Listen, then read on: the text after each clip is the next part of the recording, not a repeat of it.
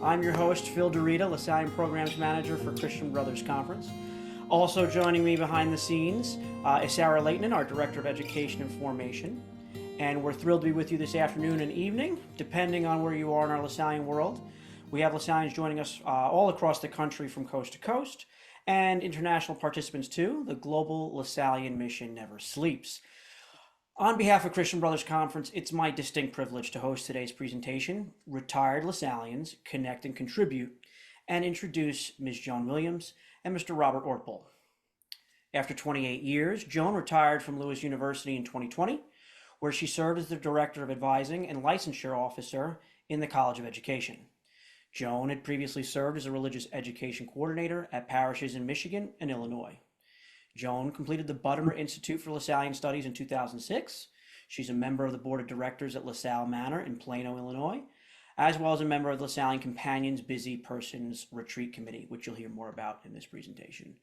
Joan is a certified spiritual director through Christos Center for Spiritual Formation in Lino Lakes, Minnesota, and both she and her husband, Dennis, are members of St. Francis Xavier Parish, Plainfield, Illinois, where she serves as a lector, Eucharistic minister, and spiritual director.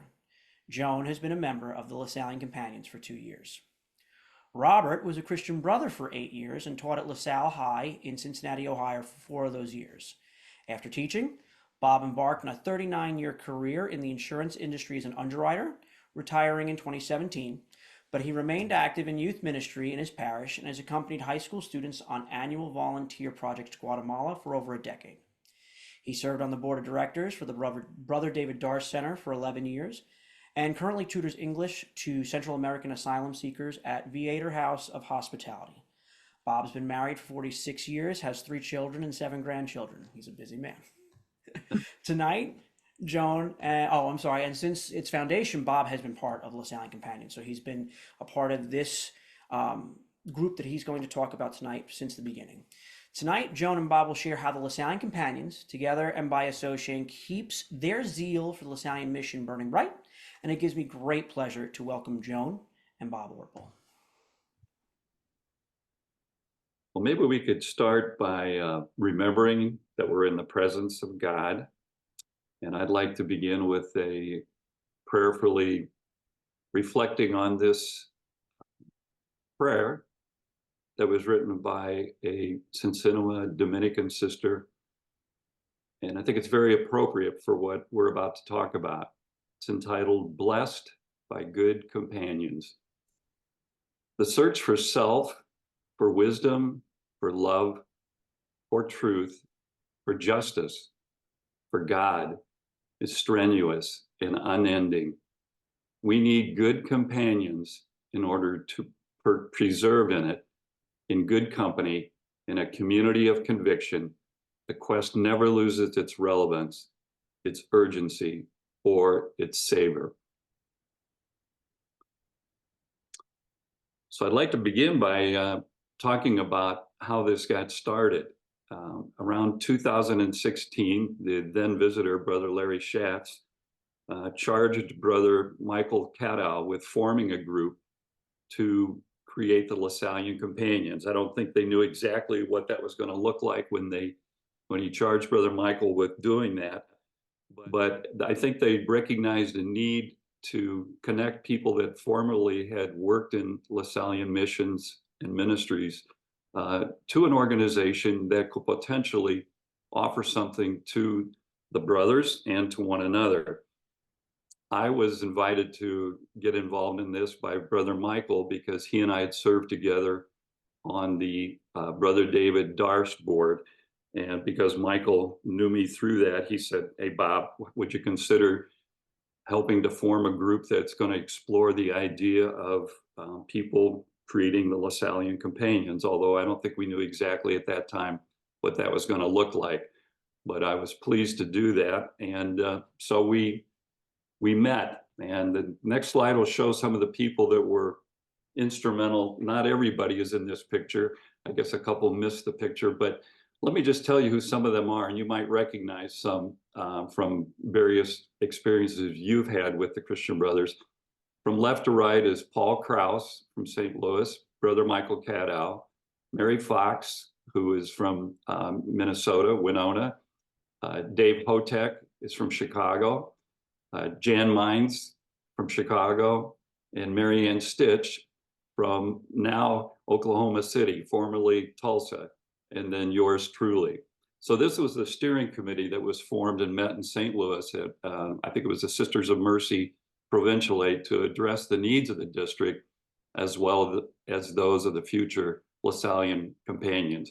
So I might mention that LCs is our shorthand for Lasallian Companions.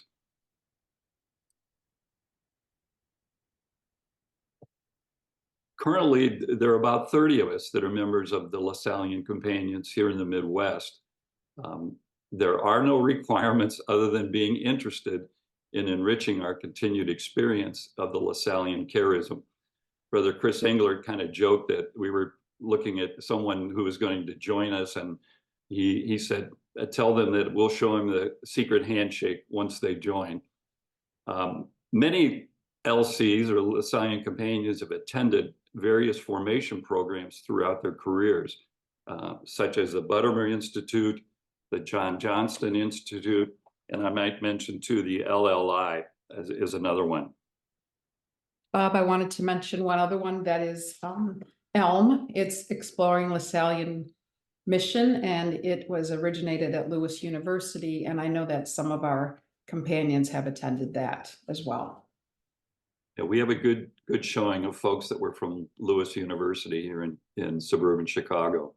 We actually have Lasallian Companions located in people that are active in Chicago, Minneapolis, St. Louis, as I mentioned, Oklahoma City, Memphis, Tulsa, and we even have one member who, hearing about us, it doesn't exist in her district, but one of the members, Rita Niblack, has joined us, and she lives in Denver. So we've got quite a wide geographical area. Now, how do we get together? I think COVID showed us that we could meet virtually, and that has been a real blessing, if you will, although COVID was a terrible thing to experience. The technology that we have nowadays has allowed us to get together virtually using Zoom meetings. And even folks that live in Chicago, we don't meet often, even though several of us might be in Chicago, because some of the distances to travel for a meeting, an in-person meeting, can be kind of prohibitive. So it does facilitate our ability to get together without a lot of travel stress, if you will. So the first generation of the Lasallian partners were formed through intentional structured programs, and then many of them were retiring. The Lasallian partners often found themselves unconnected to the mission and the charism to which they had committed many years of service.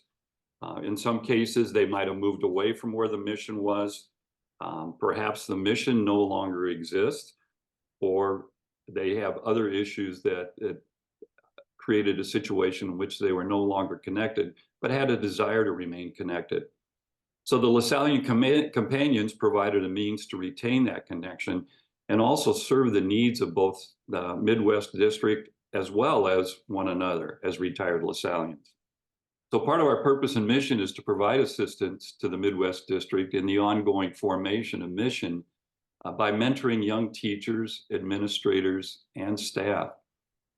And also, we provide retired Lasallians with a sense of community and an ongoing connection with the mission and the charism.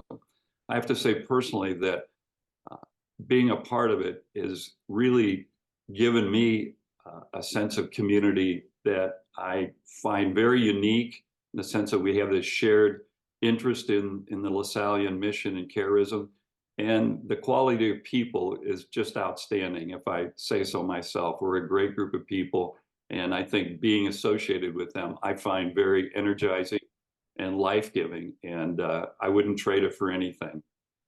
You know, Bob, I wanted to say that I retired during COVID in 2020, and I felt a little bit lost too. I wasn't sure what I was going to do as far as retaining my Lasallian identity and the friendships that I've made. So Jan Mines, who is one of the founding members of the group, she's also a dear friend of mine, talked to me about Lasallian Companions and encouraged me to join. At first, I was a little hesitant because I wasn't a teacher or an administrator, I was a staff member. But I soon learned that that didn't matter, so I have been reminded several times that the term Lasallian educator covers everyone who's involved in the life of a student. I've been warmly welcomed by the group, and I've been very grateful for that. I feel that my circle of friends has increased exponentially since I joined Lasallian Companions.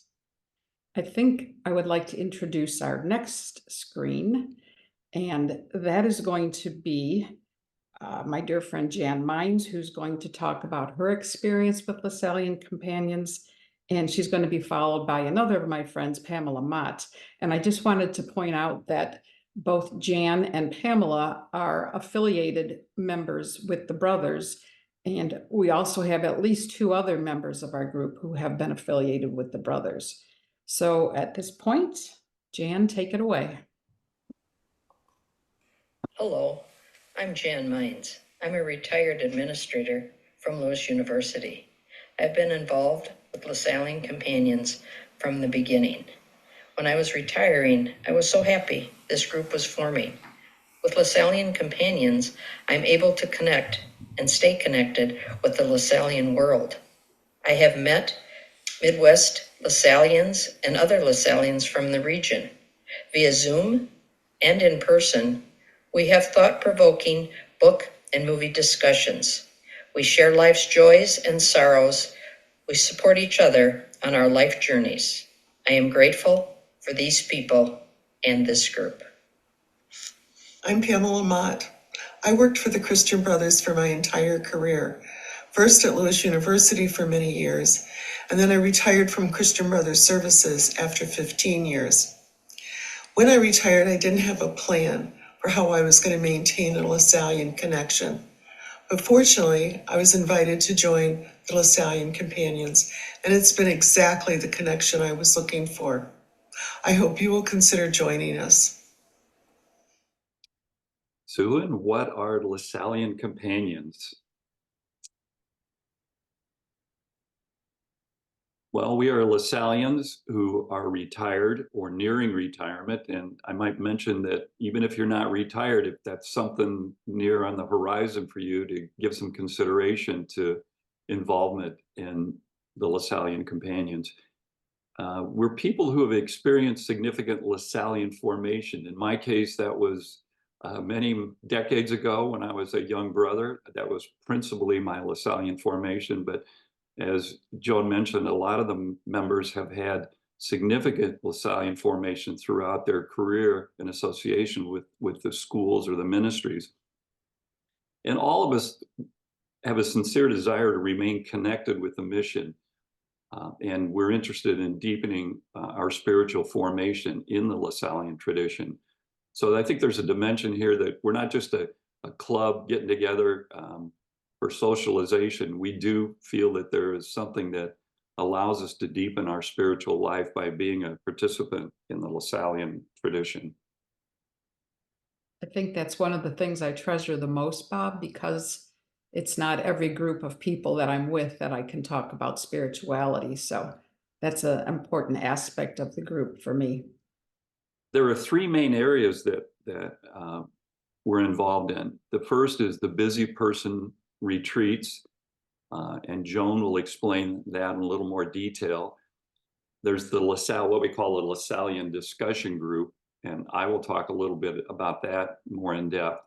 And then finally, we do have an annual in-person gathering. We've done that for a couple years, and that's been a real shot in the arm, I think, for the group.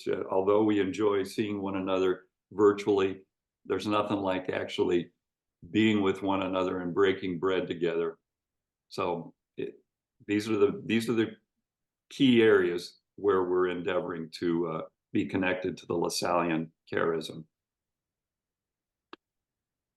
So I'm going to talk about the Busy Person's Retreat, but before I do that, I wanted to send a shout out to David Genders from the Midwest District Office, who designed and printed for us the poster that was on the previous screen, and also helped us get the word out about Lasallian Companions Busy Person Retreat for this school year.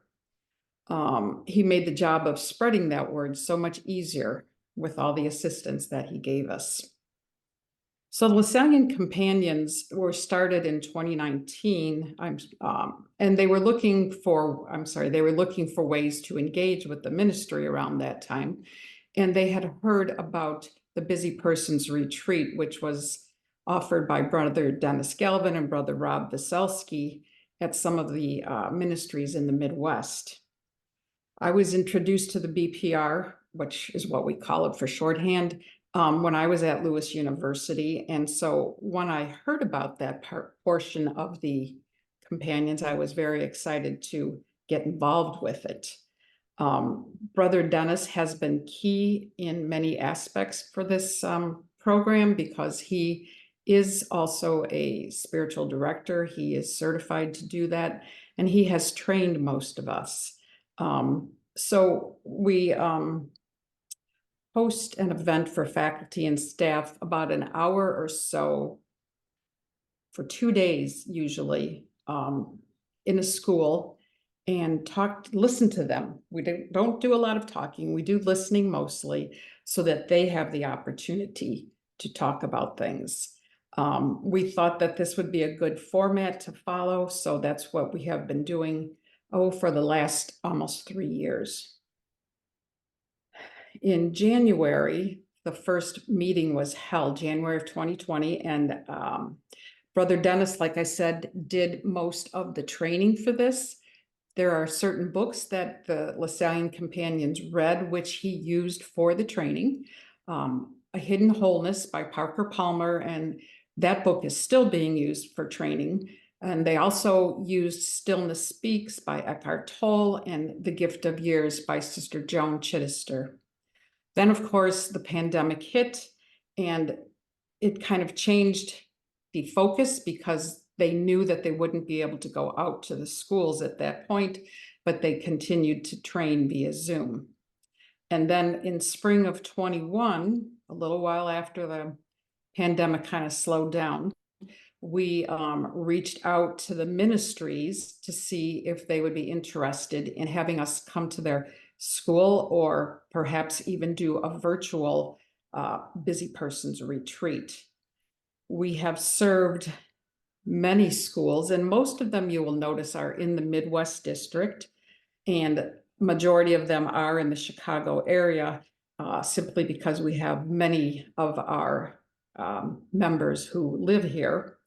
But we have been at Lewis University in Romeoville, and also Christian Brothers College High School in St. Louis, and that is a very active site for our Busy Persons Retreat. We will be going back there again next month to do a Busy Persons Retreat. And this year and last year as well, we were at Lewis University, at LaSalle Manor in Plano, at Montini Catholic High School, which is in Lombard, which is a suburb of Chicago. And then we were also at De La Salle Institute in Chicago. And this year we've been pleased to be able to go back to De La Salle twice. We were there during Advent and again during Lent. And that has been really great for us. The training takes place usually during the winter or early spring. And it is online on Zoom. And we meet about once a month and read the Parker Palmer book and discuss it and apply it to our work as companions for the Busy Persons Retreat. Other things that we have talked about in training are important topics to be considered. And one of them is being Lasallian, and how does being Lasallian affect how you listen to others? And then as far as listening goes, we have to have boundaries. We have to understand that everything is confidential, and sometimes there may be cause to consider required reporting, perhaps because of something that may have been said. And another thing that we learn about is how to ask questions. You know, many of our members who are trained to be listeners for this have had careers where they maybe gave advice to people, or told people what they needed to do. But being a listener for the busy person's retreat is so different from that. We listen to what someone is saying. We listen to what's on their heart, and we don't give them answers. We want them to be free to talk about whatever is bubbling up inside of them and whatever needs to come to the surface. One of the things that's very important about this is that we don't judge them. We just listen.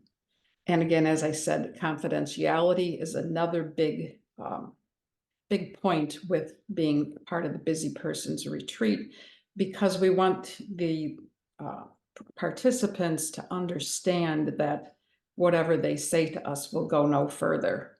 We are there to listen to them. We have no connection to their ministry. Don't know their family, don't know anything about them. And so that frees them up to talk to us about whatever might be on their mind. We've got about 12 to 15 members so far who are trained to be listeners. And we offer the opportunity to those who've already been trained to kind of retrain whenever we train new people to listen. So it's always good to have that little brush up to remind you of things that maybe you've forgotten, because this is not something that we do every day. So the training is very important for all of us to try and participate over and over again if we can. I'd like to give a little shout out to the people that are on the committee, because of course we couldn't do it without these people. One of them, of course, is Brother Dennis Galvin, who is our spiritual director. He is our guide through this whole process. And then Marianne Stitch, who you'll see a little bit later on. Paul Kraus from St. Louis, Rita Niblack from Colorado, and a new member, Diane Brown. As a committee, we meet roughly about once a month to update ourselves on what's going on. And then we maybe plan the training or kind of get things together for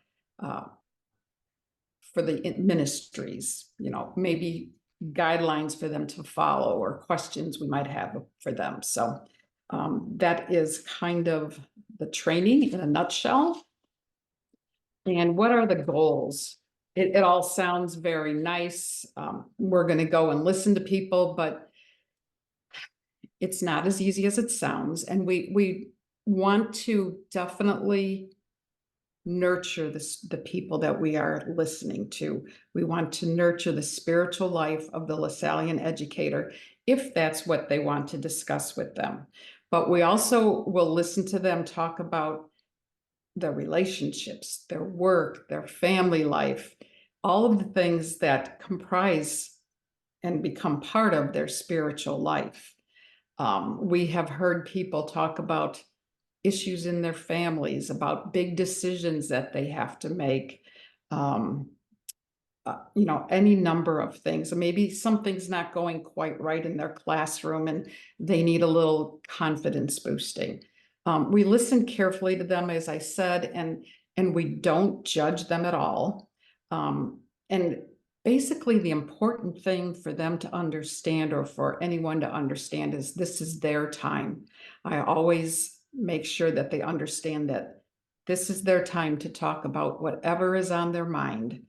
And we let them lead the conversation, and then it just kind of flows from there. It's really neat to be a part of that, to just let them talk and then to just sit back and listen to them. And what a gift it is for people Yeah. to an hour when someone is very attentive to them, listening to them. It doesn't sound like a big deal, but I think all of us recognize when someone really truly listens to us and what's on our heart or in our mind. That's a real gift. And so that's what we propose to do with the Busy Person's Retreat. But I have to say too, as one who's conducted it, there's a reciprocity there where it sounds kind of strange, but I get a lot out of it. I know we all do, in kind of a interesting way to allow someone to kind of open up with us and tell us what's on their mind is a gift to us too. And And it helps us to reflect on our own lives and the lives of other people that we know that may be experiencing the same thing. But as Joan said, we're there to give them that time to share with what's on their mind.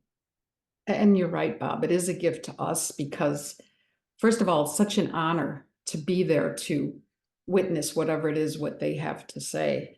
And then, as you said, I think sometimes we can see ourselves in them, and they even enlighten us with how they handle whatever it is that they're talking about. It's always a good experience.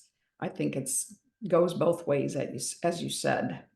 One of the things I did want to point out is that the Busy Persons Retreat is not a counseling session. And again, as I said, many of us may have had roles in our previous careers where we did some counseling or advising or telling people what to do, but that is not what this is. We listen to them. We ask questions that maybe will shed a light from a different perspective on what they're going through. This is not a teaching experience, and it's not a lesson in methodology. Again, I'm not a teacher. I can't tell them what to do in their classroom, but I can listen to how it makes them feel maybe when they're having an issue in the classroom. And it's not a theology lesson. We have found that some of the people who take part in the Busy Persons Retreat may not be Catholic, may not even believe in God, but this is still time for them, time for us to listen to them. So we're not going to try and change them. We're not evangelizing, anything like that. It's just an opportunity for them to know that they have this hour, that they're important to us, and what they have to say is important. Now, how does all this happen? You might want to know. Again, as I said, it was great this year because Dave sent out the poster and the letter with his monthly package that he sends to all of the animators. And so the animators got the information.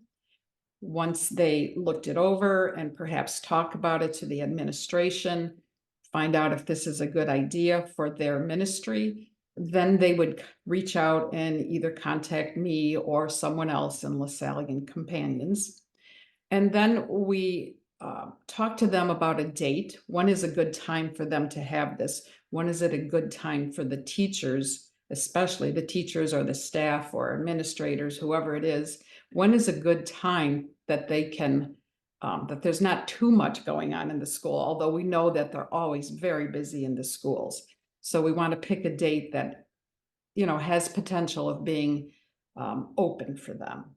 And sometimes we ask them for a backup date because the weather here in the Midwest is not always the best. So we have to be prepared for that. After that, the animator will share the date and the information about the Busy Persons Retreat with everyone in the ministry. And they do that in various ways. I've heard that some of them go and speak to faculty meetings, staff meetings, whatever. And then sometimes they send an email out to everyone. Whatever it is, they disseminate that information so everyone has it. The next step then would be for them to gather a list of all the people who want to take part in this.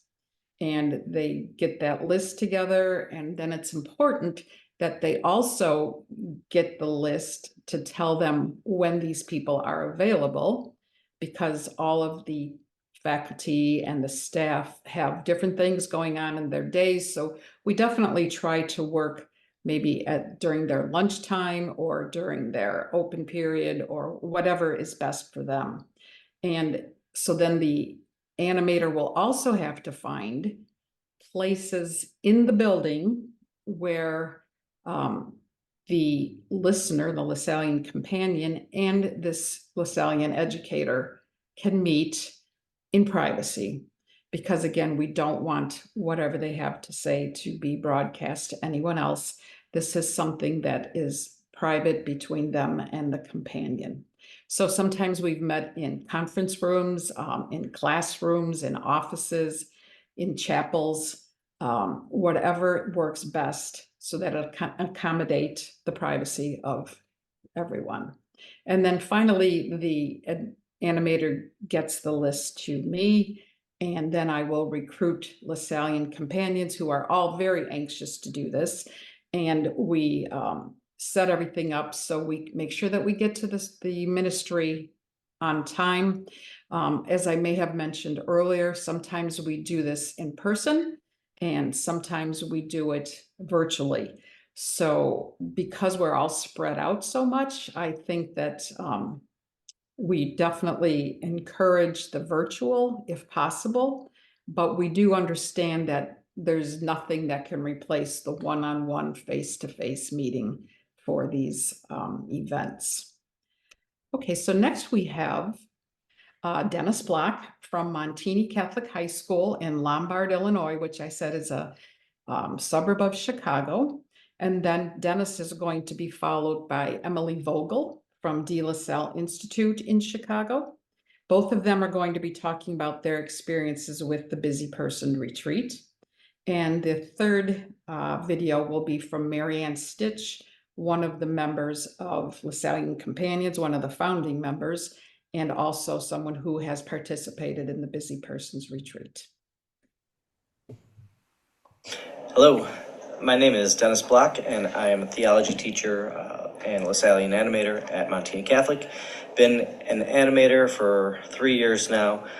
This is my second year working with Joan on the Busy Persons Retreat, and it really has been a blessing for us at Montini.